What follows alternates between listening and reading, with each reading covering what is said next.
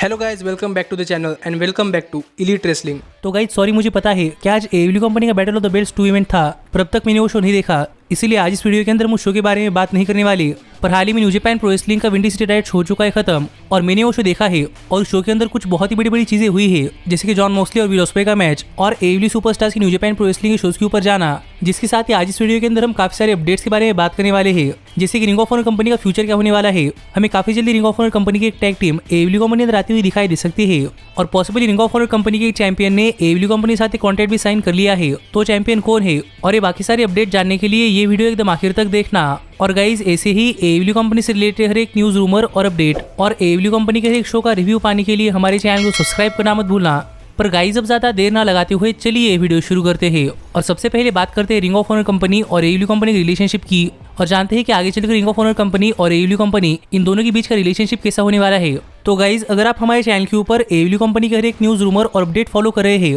तो आपको पता होगा कि मैंने आपको बताया था कि एडब्ल्यू कंपनी के चेयरमैन यानी कि टोनी खान ने रिंग ऑफ ऑनर कंपनी को खरीद लिया है और टोनी खान एडब्ल्यू कंपनी और रिंग ऑफ ऑनर कंपनी ये दोनों ही कंपनियों के मालिक बन चुके हैं। और उस अपडेट के बाद आज तक रिंग ऑफ ऑनर कंपनी का सिर्फ एक ही शो हुआ है और काफी सारे fans Ring of Honor company के फ्यूचर को लेकर भी काफी वरीड थे, क्योंकि उन्हें जानना था कि रिंग ऑफ ऑनर कंपनी का फ्यूचर कैसा होने वाला है। और इसके ऊपर हाल ही में एक अपडेट सामने आई है और ये अपडेट ये है कि पॉसिबली एडब्ल्यू कंपनी के लिए रिंग ऑफ ऑनर कंपनी जिस तरीके से डब्ल्यूडब्ल्यूई के लिए एनएक्सटी एक डेवलपमेंटल टेरिटोरी है, वैसे ही एडब्ल्यू कंपनी के लिए रिंग ऑफ ऑनर एक डेवलपमेंटल टेरिटोरी होने वाला है। यानी कि जिस तरीके से डब्ल्यूडब्ल्यूई कंपनी के अंदर नए नए सुपरस्टार्स पहले एनएक्सटी के अंदर आते हैं और बाद में मेन रोस्टर के ऊपर आते हैं, वैसे हमें एडब्ल्यू कंपनी के नए नए सुपरस्टार पहले रिंग ऑफ ऑनर कंपनी के अंदर आते हुए दिखाई देंगे और उसके बाद एडब्ल्यू कंपनी मेन शोज के ऊपर यानी कि डायनामाइट या फिर रैम्पेज शो के ऊपर। और जिस तरीके से डब्ल्यूडब्ल्यूई के एनएक्सटी के शोज अलग से होते हैं और रॉ और स्मैकडाउन के अलग से, वैसे हमें रिंग ऑफ ऑनर कंपनी के शोज अलग से देखने को मिलने वाले हैं और एडब्ल्यू के डायनामाइट और रैम्पेज शो अलग से, जिसके ऊपर आपका क्या कहना है आप मुझे कमेंट कर बताइए। पर गाइज मैं अपडेट सुनकर काफी खुश हूँ, क्योंकि फाइनली एडब्ल्यू कंपनी को भी एक डेवलपमेंटल टेरिटोरी मिलने वाली है, जिससे कि एडब्ल्यू कंपनी अंदर नए नए रेसलर्स अपनी skills Ring of Honor company अंदर डेवलप कर सकते हैं और आगे चलकर डायनामाइट शोज के ऊपर अपनी बहुत ही बढ़िया परफॉर्मेंस दे सकते हैं। और इस पर आपका क्या कहना है आप मुझे कमेंट कर बताइए। पर अब तक ये कंफर्म नहीं हुआ कि हमें रिंग ऑफ ऑनर कंपनी के शोज कब से देखने को मिलने वाले हैं, पर जैसे उसके ऊपर एक अपडेट आती है तो वैसे वो अपडेट मैं आपके साथ शेयर कर दूंगा। लेकिन गाइज अब हम आगे बढ़ते हैं और बात करते हैं हमारे अगली अपडेट की और जानते हैं कि हमें हाल ही में रिंग ऑफ ऑनर कंपनी कौन सी टैग टीम काफी जल्दी एडब्ल्यू कंपनी अंदर आती हुई दिखाई दे सकती है। तो गाइज जैसा कि मैंने आपको अभी भी बताया कि एडब्ल्यू कंपनी के चेयरमैन यानी कि टोनी खान ने रिंग ऑफ ऑनर कंपनी को खरीद लिया है और अब Tony Khan Ring of Honor company के मालिक है। पर गाइस इसका ये मतलब नहीं है कि टोनी खान ने रिंग ऑफ ऑनर कंपनी के हर एक सुपरस्टार कॉन्ट्रैक्ट खरीद लिए हैं, क्योंकि माना कि उन superstar contract Ring of Honor company के साथ है, पर वो सुपरस्टार सिर्फ रिंग ऑफ ऑनर कंपनी के लिए काम करते हैं, बाकी किसी और कंपनी के लिए नहीं। और जैसे ही उन सुपरस्टार्स का रिंग ऑफ ऑनर कंपनी के साथ कॉन्ट्रैक्ट एक्सपायर हो जाएगा, वैसे वो superstar Ring of Honor company छोड़कर चले जाएंगे। पर ऐसे में अब रिंग ऑफ ऑनर कंपनी की एक टैग टीम को लेकर एक काफी बड़ी अपडेट सामने आ रही है कि हमें काफी जल्दी वो tag team Ring of Honor company छोड़कर एडब्ल्यू कंपनी ज्वाइन करती हुई दिखाई दे सकती है। और गाइस वो टैग टीम कोई और नहीं बल्कि former Ring of Honor world tag team champions यानी कि ब्रिस्कोज है।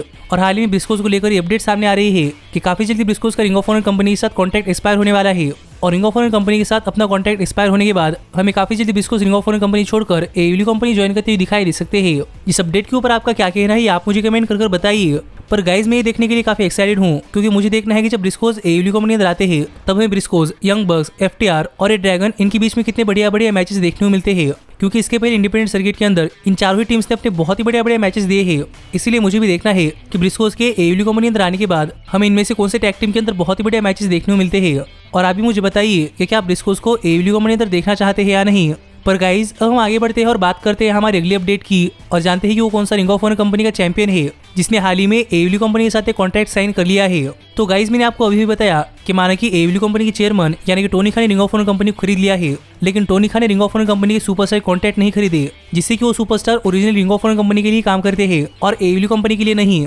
लेकिन हाल ही में रिंग ऑफ ऑनर कंपनी के एक चैंपियन को लेकर ऐसी अपडेट सामने आ रही है कि उस चैंपियन ने एडब्ल्यू कंपनी के साथ एक कॉन्ट्रैक्ट साइन कर लिया है और अब हमें वो champion Ring of Honor company के साथ साथ एडब्ल्यू कंपनी के शोज के ऊपर भी रेसल करता हुआ दिखाई देने वाला है। और गाइज चैंपियन कोई और नहीं बल्कि रिंग ऑफ ऑनर कंपनी के वर्ल्ड हेवीवेट चैंपियन यानी कि जोनाथन ग्रेशम है। और हाल ही में जोनाथन ग्रेशम को लेकर ऐसी अपडेट सामने आ रही है कि पॉसिबली जोनाथन ग्रेशम ने एडब्ल्यू कंपनी के साथ एक कॉन्ट्रैक्ट साइन कर लिया है और अब हमें जोनाथन ग्रेशम एडब्ल्यू कंपनी के शोज और रिंग ऑफ ऑनर कंपनी के शोज इन दोनों ही शोज के ऊपर देखने को मिलने वाले हैं। और यहाँ पर रिंग ऑफ ऑनर कंपनी और एडब्ल्यू कंपनी इन दोनों ही कंपनी के साथ कॉन्ट्रैक्ट साइन करने वाले जोनाथन ग्रेशम पहले सुपरस्टार बन चुके हैं, जिस पर आपका क्या कहना है आप मुझे कमेंट कर बताइए। पर सच बताऊंगा कि रिंग ऑफ ऑनर कंपनी के सुपर कार्ड ऑफ 2022 पेपर के अंदर जब से मैंने जोनाथन ग्रेशम को रेसल करते हुए देखा है तब से मैं जोनाथन ग्रेशम का फैन हो चुका हूँ। और अगर आपने उस शो का रिव्यू वीडियो चेक नहीं किया तो आप ऊपर आए कार्ड के ऊपर क्लिक कर आप हमारे चैनल के ऊपर रिंग ऑफ ऑनर कंपनी की सुपर कार 2022 पेपर व्यू का रिव्यू वीडियो चेक कर सकते हैं। पर जैसा कि मैंने आपसे कहा कि मैं जोनाथन ग्रेशम का फैन हो चुका हूँ, इसलिए मैं जोनाथन ग्रेशम को एडब्ल्यू कंपनी के शोज के ऊपर देखने के लिए काफी एक्साइटेड हूँ और मुझे भी देखना है कि जोनाथन ग्रेशम एडब्ल्यू कंपनी के शोज के ऊपर किस तरीके से असर करते हैं और वो एडब्ल्यू कंपनी के कौन कौन सुपरस्टार के खिलाफ अपने बहुत ही बढ़िया मैचेस देते हैं। पर अब तक ये रिवील नहीं हुआ कि जोनाथन ग्रेशम ने एडब्ल्यू कंपनी के साथ कितना लंबा कॉन्ट्रैक्ट साइन किया है या फिर उन्हें एडब्ल्यू कंपनी के साथ कितने पैसे मिल रहे हैं। लेकिन जैसे ये बातें रिवील होती है वैसे ये बातें मैं आपको बता दूंगा, क्योंकि अब तक ये ऑफिशियल भी नहीं है कि जोनाथन ग्रेशम ने एडब्ल्यू कंपनी के साथ एक कॉन्ट्रैक्ट साइन किया है। ये सिर्फ अपडेट है। पर गाइज अब हम आगे बढ़ते हैं और बात करते हैं हमारे सबसे मेन अपडेट की। लेकिन आगे बढ़ने से पहले मैं आपको बताना चाहूंगा कि अगर आप इंडिया के अंदर एडब्ल्यू सुपरस्टार की मर्चेंडाइज खरीदना चाहते हैं तो आप ऊपर आए कार्ड के ऊपर क्लिक कर आप हमारी ये वीडियो देखकर आप इंडिया के अंदर एडब्ल्यू सुपरस्टार की मर्चेंडाइज खरीद सकते हैं। और हाँ, वो वीडियो काफी पुरानी है, इसीलिए अगर आपको उस वीडियो के अंदर मेरे बात करने का तरीका थोड़ा सा अजीब लगता है तो उसके लिए सॉरी। पर गाइज अब हम आगे बढ़ते हैं और बात करते हैं हमारे सबसे मेन अपडेट की और जानते हैं कि हाल ही में हुई न्यू जापान प्रो रेसलिंग के पेपर व्यू यानी कि विंडी सिटी राइड के अंदर क्या हुआ। तो गाइज मैं यहाँ पर पूरे के पूरे शो के बारे में बात नहीं करने वाला, क्योंकि शो के ऊपर काफी सारे न्यू जापान प्रो रेसलिंग के मैचेस थे और मुझे नहीं लगता कि आप इतने सारे न्यू जापान प्रो रेसलिंग के सुपरस्टार को जानते हैं। इसलिए मैं यहाँ पर सिर्फ उन्हीं मैचेस के बारे में बात करने वाला हूँ जिन मैचेस के अंदर हमें एडब्ल्यू कंपनी के सुपरस्टार्स इन्वॉल्व होते हुए दिखाई दिए हैं।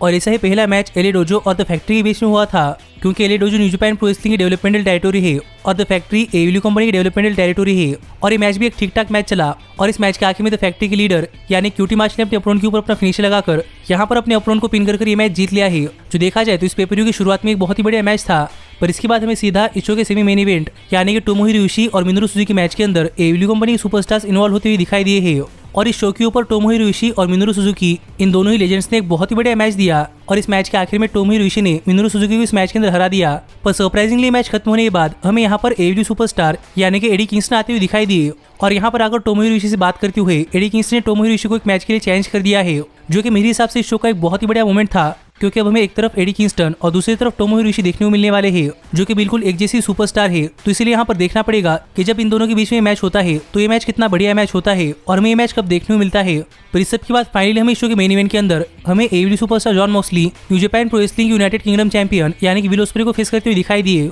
और अगर यहाँ पर हम बात करें इस मैच की तो गाइज ये मैच शुरू होने से पहले ही जब जॉन मॉक्सली यहाँ पर अपने एंट्रेंस कर रहे थे तभी विल ओस्प्रे ने जॉन मॉक्सली ऊपर अटैक करना स्टार्ट कर दिया और ऐसे ही मैच शुरू हुआ, जिसके बाद हमें ये मैच एक बहुत ही बढ़िया मैच देखने को मिला है। और गाइज हमें इस मैच के अंदर जॉन मॉक्सली और विल ओस्प्रे इन दोनों ही सुपरस्टार से ऐसे मूव्स देखने को मिले हैं जैसे जैसे मूव्स हमने कभी प्रेडिक्ट भी नहीं किए होंगे। और कहना पड़ेगा कि इस मैच के अंदर जॉन मॉक्सली और विल ओस्प्रे इन दोनों ने बिल्कुल वैसी परफॉर्मेंस दी है जैसे कि हमें सुपरस्टार से एक्सपेक्ट करते हैं। और मेरे लिए तो ये मैच एक 5 स्टार लेवल का मैच था, जहां पर इस मैच के अंदर एक टाइम के ऊपर दोनों ही सुपरस्टार ब्लीड कर रहे थे और माना कि एक दूसरे को हेट करते हैं, लेकिन ये मैच चलने के दौरान ये एक दूसरे को हक कर फाइट कर रहे थे और दोनों ने एक दूसरे के फिनिशर के ऊपर भी किक आउट कर दिया। और यहीं पर जॉन मॉक्सली ने अपने पुराने दोस्त यानी कि सेथ रोलेंस को ट्रिब्यूट देते हुए इस मैच के अंदर सेथ रोलेंस का फिनिशर यानी कर्ब स्टॉर्म इस्तेमाल किया, जो कि यहाँ पर एक बहुत ही बढ़िया कॉलबैक था, क्योंकि हमें पता है कि सेथ रोलेंस और विल ओस्प्रे के बीच में ट्विटर के ऊपर एक काफी बड़ी जंग हुई थी और यहाँ पर मॉक्सली रोलेंस के दोस्त थे और वो यहाँ पर विल ओस्प्रे को फेस कर रहे थे, जिससे कि यहाँ पर मॉक्सली विल ओस्प्रे के ऊपर रोलेंस की मूव इस्तेमाल करना एक काफी बढ़िया मोमेंट थी। पर फिर भी ओस्प्रे डाउन नहीं रहे और ये देखकर finally John Moxley will osprey के ऊपर अपना सबमिशन हो यानी कि स्लीपर होल्ड लगा दिया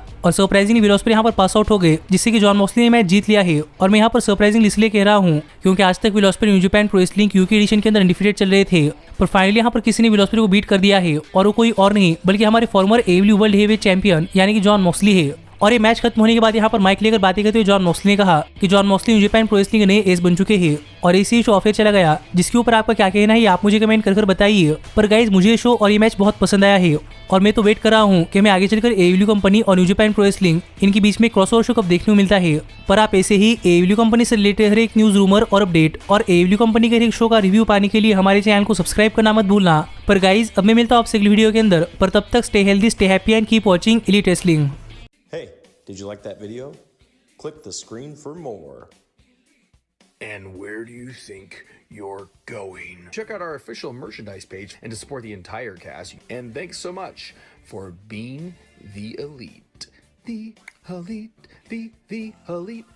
What, Nick, you're not going to sing it all with me this time?